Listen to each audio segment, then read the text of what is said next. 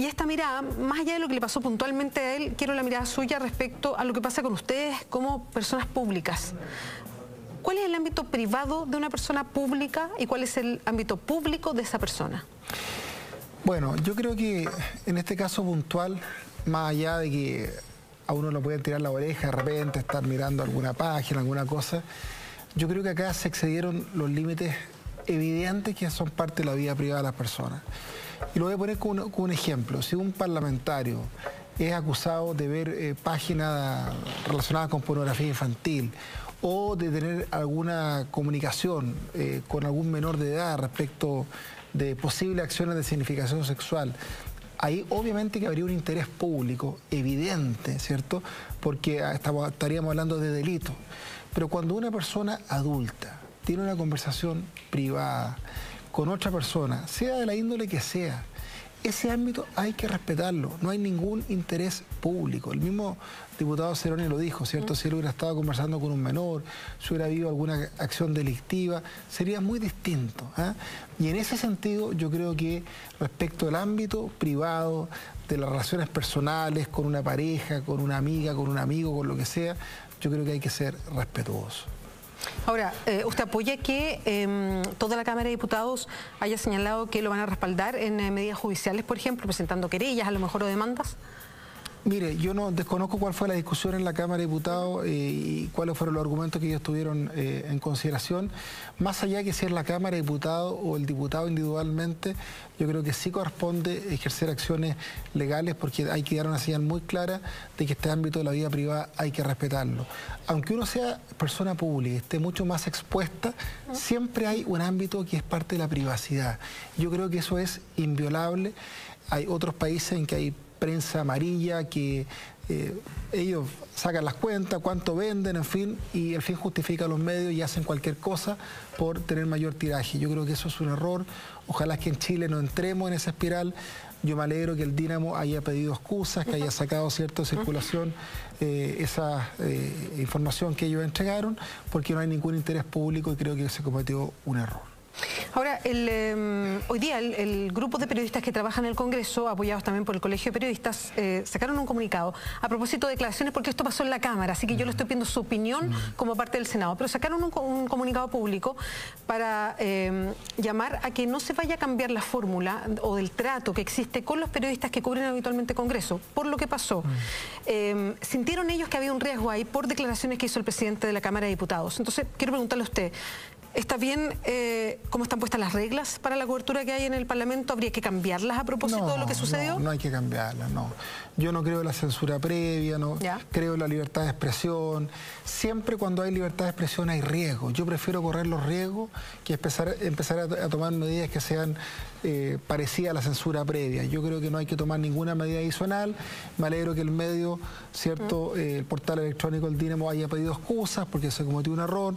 Acá se ejerció una acción judicial y yo creo que no más, o sea, no hay que tomar ninguna medida adicional ni contra los camarógrafos, fotógrafos. Yo creo que eso es parte de la pega que ellos tienen que hacer, pero sí hay que tener mucho más cuidado en el futuro y espero, cierto, que no se vuelvan a cometer estos errores. Y respecto a lo que sucede en este mismo marco, que estamos hablando de dónde está la libertad, en fin, a lo que se puede acceder, ¿eso debería cambiar?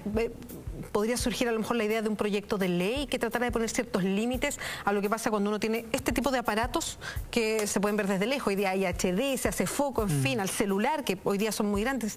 ¿No es primera vez que le leen un WhatsApp a un parlamentario?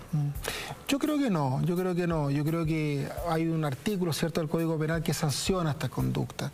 Están penalizadas. O sea, no se necesita más que yo escuché ayer a Salvador Millaleo, por ejemplo, que es un experto en derecho informático, en delitos que infringen la privacidad de las personas, y ellos decían que incluso respecto a una persona pública hay un ámbito de protección en el Código Penal y eso hay que respetarlo, que no hay un interés público, ¿cierto? Si alguien comete un delito, si alguien tiene un delito, por ejemplo, relacionado con que puede ser objeto de tráfico de influencia, uso de información privilegiada, y hay un interés público, es distinta la situación. Pero en estos casos, claramente se cometió un error, el Código Penal sanciona estas conductas y por lo tanto yo creo que hay que llamar al buen criterio, al buen juicio, pero establecer medidas más restrictivas yo creo que sería contraproducente y probablemente un error. Y por último, ¿es tema para usted que el diputado, y esto ya más allá de lo que haya estado whatsappeando en particular, digamos, haya estado ocupando el WhatsApp en algo personal en una sesión? Claro, eso es lo objetable, ¿cierto? Eso es lo objetable. No es primera vez que pasa tampoco. De repente, por ejemplo, las sesiones de la ley de presupuesto que duran 20 horas, a la hora 18 que algún diputado o senador se distraiga y quiera, no sé, pues, ver algo de fútbol, alguna otra cosa, de repente eso ocurre. Pero hay que ser mucho más cuidadosos porque tenemos que saber que estamos en la lupa, ¿cierto? Permanentemente. Y en ese sentido probablemente tenemos que ser mucho más, como dije, cuidadosos. Senador, lo quiero llevar a otro tema. Estamos en una situación con Perú, le voy a poner ese rótulo, digamos, porque es complejo ponerle rótulos. Pero Perú está alegando por un territorio que Chile considera suyo. Según Perú, después del fallo de La Haya, esta situación cambió y de hecho han ido más allá, le han puesto nombre a este pequeño territorio. Y usted hizo una declaración, dijo, no nos sigan toreando a propósito de Perú y Bolivia. ¿Qué quiso decir con esa frase? Yo creo que no están... ellos están en una estrategia de descalificación, de agresiones verbales permanentes. ¿De molestarnos? Contra nosotros. Yo creo que nos quieren provocar de alguna manera, porque permanentemente hay declaraciones que son muy hostiles contra nosotros. En el caso de Perú, por ejemplo, nosotros estamos haciendo un esfuerzo súper concreto con autoridades peruanas que fueron invitadas por la Presidenta de la República, La Moneda, alcaldes, líderes juveniles, reunión del 2+2, ¿cierto? Dos ministros de Defensa y Relaciones Exteriores de Chile con los ministros de Defensa y Relaciones Exteriores de Perú, que tenían reuniones ahora, ¿cierto? Pronto, reuniones de coordinación en el tema de cohesión social, que en diciembre se iban a reunir, en fin. Estábamos haciendo un esfuerzo realmente genuino, verdadero, para poder mejorar las relaciones, porque nosotros no somos nacionalistas fanáticos, Chile siempre ha sido un país serio, pero no hay que abusar de la buena fe de nosotros. Yo creo que cuando... mi explicación es que el presidente, en el caso de Perú, el presidente Ollanta Humala trató de no ser populista en estos años. Él, recordemos que fue apoyado por el etnocacerismo, que son muy nacionalistas, en que el discurso era muy antichileno, pero él, yo creo que tuvo un comportamiento bastante más razonable de lo que muchos esperaban. Pero hoy día que está tan bajo en las encuestas, tan bajo, y le queda tan pocos meses en la presidencia, probablemente cayó en la tentación de tratar de subir algunos puntitos siendo hostil contra Chile de la peor manera. Y la peor manera es aprobar un proyecto de ley, ¿cierto?, en el Congreso peruano, que establece un distrito, y ahora a los palos, que establecen que dentro de ese territorio jurisdiccional estaría incluido este supuesto triángulo, ¿cierto? Y digo supuesto porque ese es territorio chileno, así lo dice el Tratado de 1929, la Acta de 1930.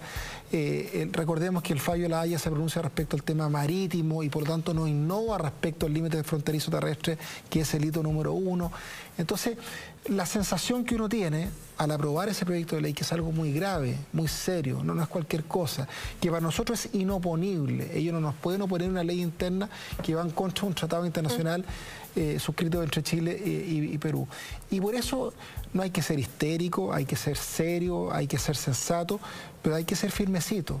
Porque... ¿Pero qué significa eso? ¿Cómo actuar de manera firme? ¿Qué esperaría usted de las autoridades? Y aquí lo sumo porque son todas básicamente autoridades. ¿Qué esperaría que hiciera Chile?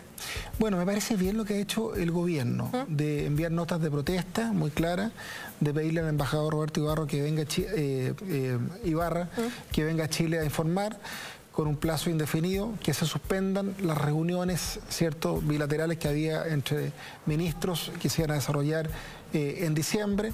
Yo creo que eso me parece razonable, o sea, son medidas sensatas, pero firmecitas. El lenguaje diplomático, esto que estamos contando, que para la gente puede ser como algo inofensivo, es muy duro, es muy fuerte, y de alguna manera las relaciones con Perú están en un congelador.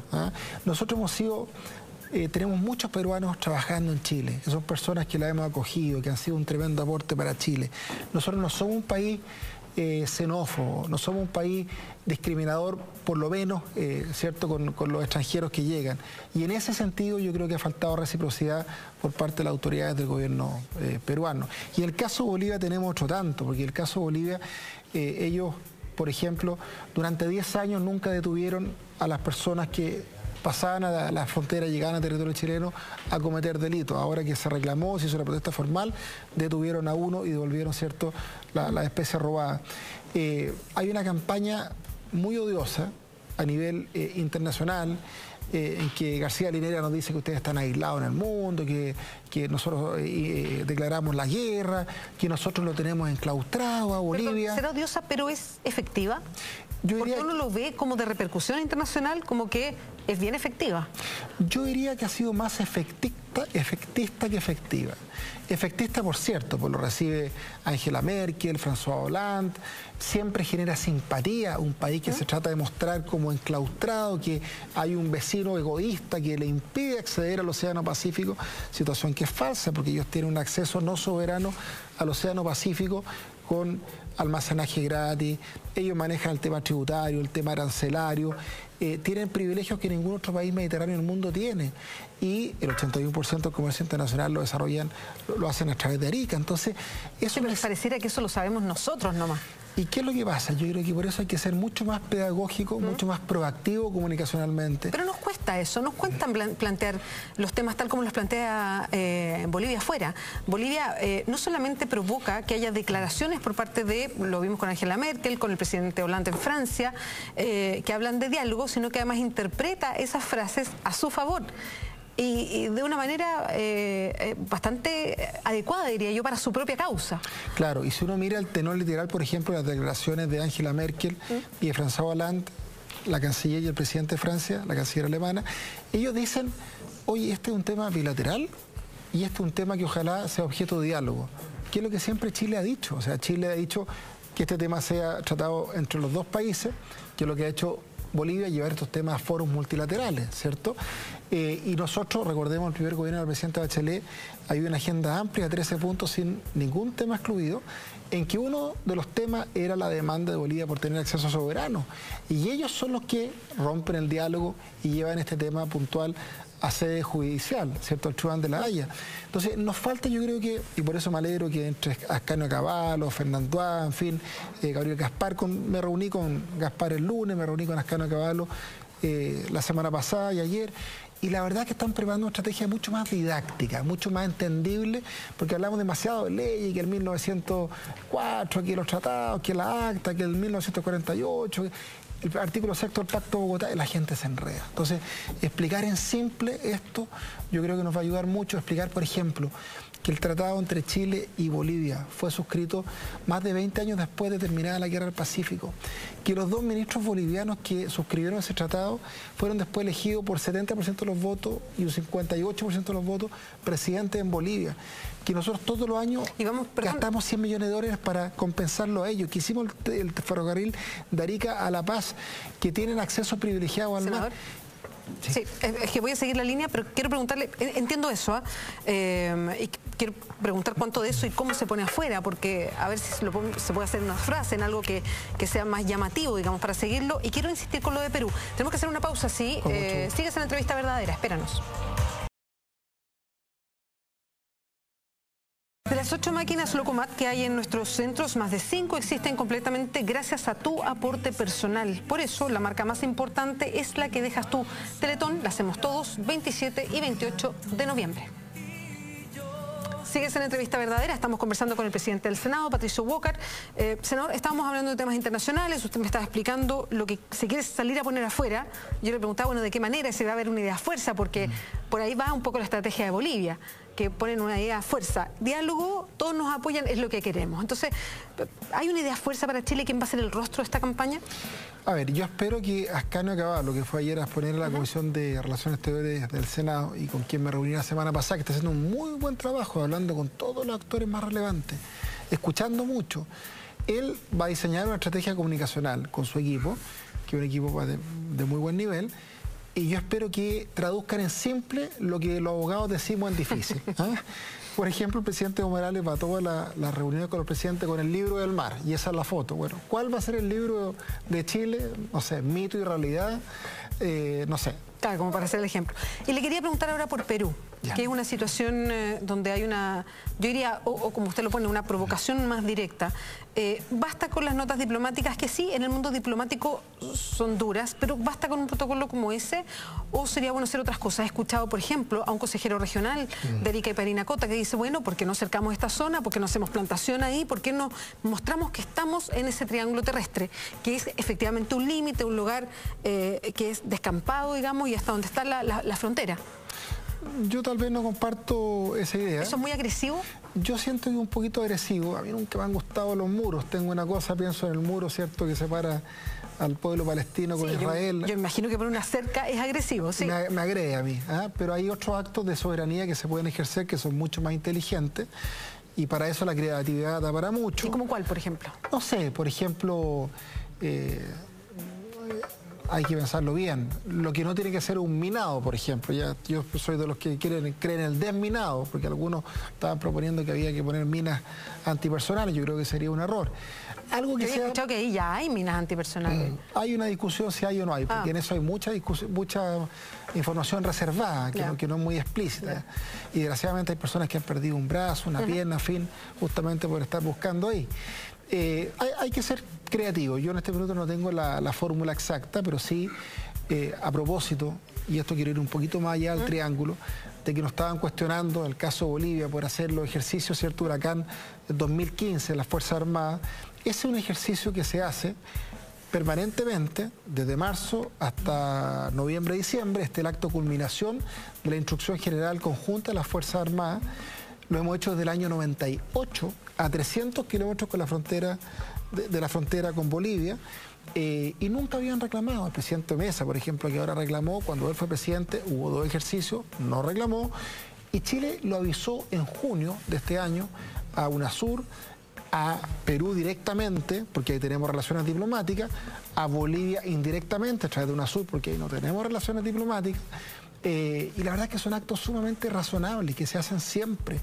Y por lo tanto Chile tiene que ejercer proactivamente actos de soberanía.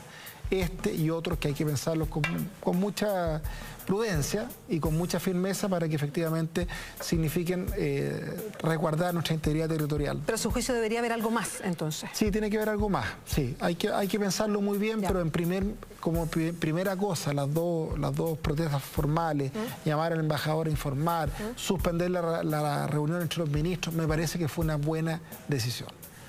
Senador, lo han destacado desde la Comisión Engel a usted precisamente porque ha sido, y le reconocen la fuerza que le ha puesto, las ganas y los compromisos públicos, incluso por tratar de cumplir con la agenda de transparencia. Le voy a poner así porque tiene un nombre más largo. Son una serie de proyectos de ley que fueron enviados y que buscan eso, buscan dar mayor transparencia a nuestra política. ¿De qué manera? Separando los negocios o el financiamiento de los parlamentarios, poniendo sanciones muy duras como suspensión del cargo, en fin. ¿Cómo avanzan a su juicio? Usted que se comprometió y públicamente ha dicho, me gusta esta agenda, ¿cómo van avanzando en el Senado particularmente? Bueno, primero, recordar que este año hicimos la primera cuenta pública de la historia del Congreso Nacional. Muchos tenían susto, ¿y esto va a resultar? ¿No va a resultar? Bueno, hicimos una sesión de Congreso Pleno con el presidente de la Cámara, hicimos un planteamiento, una propuesta, nos hemos reunido muchas veces con Eduardo Engel y su comisión, y la verdad es que hemos tenido plena sintonía en cuanto a lo que hay que avanzar en probidad y transparencia. Hay algunos temas que son internos y otros temas que son de la agenda de probidad enviada por la Presidenta de la República.